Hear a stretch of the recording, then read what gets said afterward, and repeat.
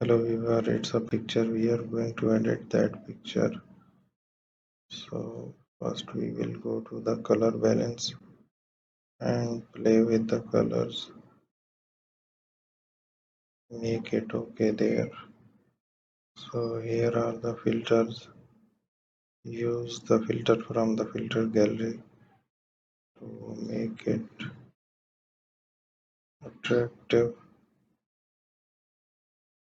So there we have add some details into the picture.